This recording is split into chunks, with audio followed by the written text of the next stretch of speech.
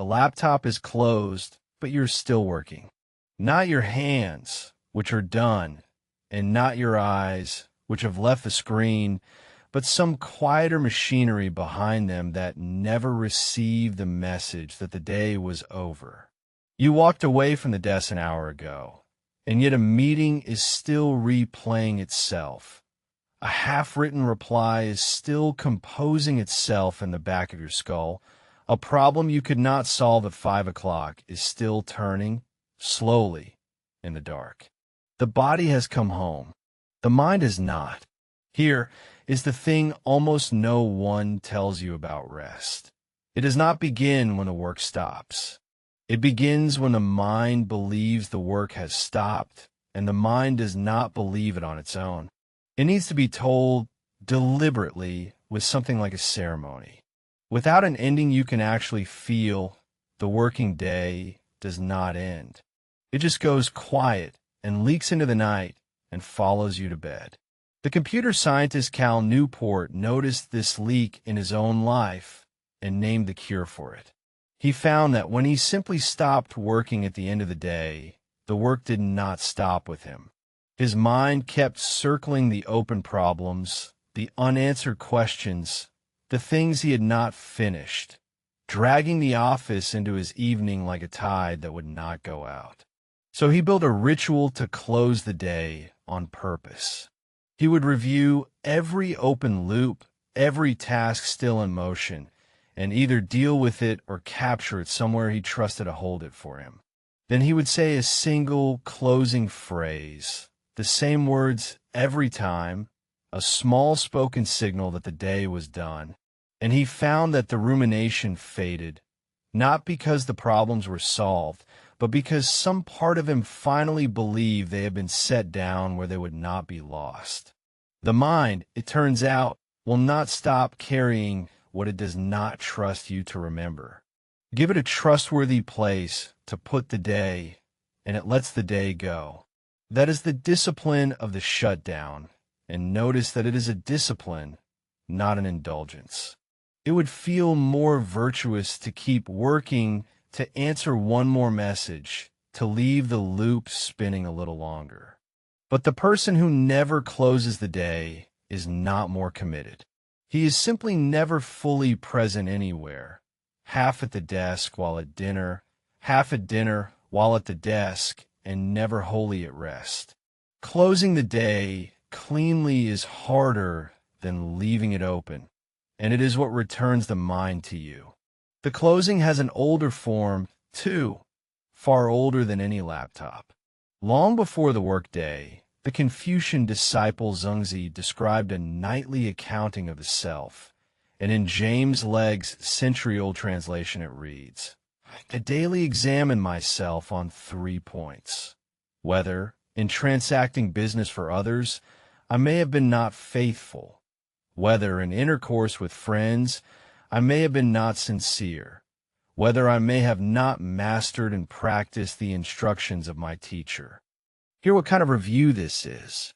It is not a tally of tasks finished or unfinished.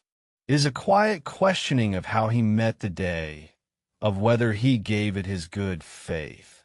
The loops he closes at night are not items on a list. They're the loose threads of his own conduct, gathered up and looked at honestly, so that nothing is carried forward in the dark. The Stoics kept the same evening practice, and the philosopher Massimo Pigliucci describes it as a nightly review with a particular shape.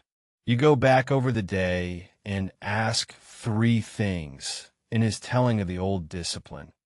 What did you do well? What did you do badly? And what duty did you leave undone? But the spirit of it is the part that matters most. You are not holding court over yourself. You are not there to convict. The Stoic review is done to learn, not to flagellate, the way a craftsman looks over the day's work to do better tomorrow, not to punish himself for today. You note what was left undone, and then, having noted it, you are free to set it down. See what all 3 of these endings have in common, across the centuries. None of them is about getting more done. The shutdown does not finish the work. The examination does not undo a single mistake. What they do, all of them, is mark a line. On this side, the day with its loops and its loose threads and its things left undone. On that side, the night, which is yours, and into which the work is not allowed to follow. The ritual is the line. It says, here and no further. The day reached this point and was closed on purpose by you.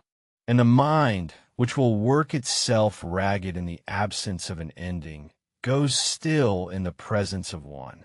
It does not need the loops resolved. It needs to know they have been seen, named, and set somewhere safe, and that you have decided deliberately that the looking is finished for tonight. That decision is the whole gift. The work will still be there in the morning. But for now it has been told, in language it understands, that the day is over and it is no longer needed. So tonight, let the working day be truly over. I close the open loops, naming what is unfinished, and setting it somewhere I trust to hold it. I review the day to learn from it, not to punish myself with it. I draw the line between the work and the night, and I do not let the work cross it. I let the mind set down what it has been carrying, because it has been seen and it has been kept. I accept that closing the day cleanly is a discipline, and I give it to myself as one. So let the day come to its close now, fully and on purpose, the loops named and the threads gathered and the unfinished things set gently into the place that will keep them until morning, and let the mind, which has been quietly working all this time without being asked, hear at last the signal it was waiting for, that the day is done and it is released. The way the Confucian disciple Zengzi looked back over his faith and his sincerity and laid the day to rest. The way the Stoics reviewed there.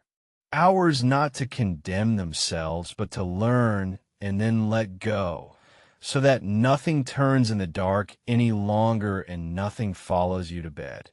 And somewhere on the far side of this night, the morning is already waiting with its own discipline, the one that trains while the world still sleeps, the cold and the breath that Wim Hof walks into on purpose, the deliberate practice Anders Ericsson found at the root of every mastery, the deep absorption the flow psychologist Csikszentmihalyi spent his life, describing all of it for the hour after dawn, because the morning is for training hard while no one is watching, and the night is for closing the work cleanly so the mind can finally rest.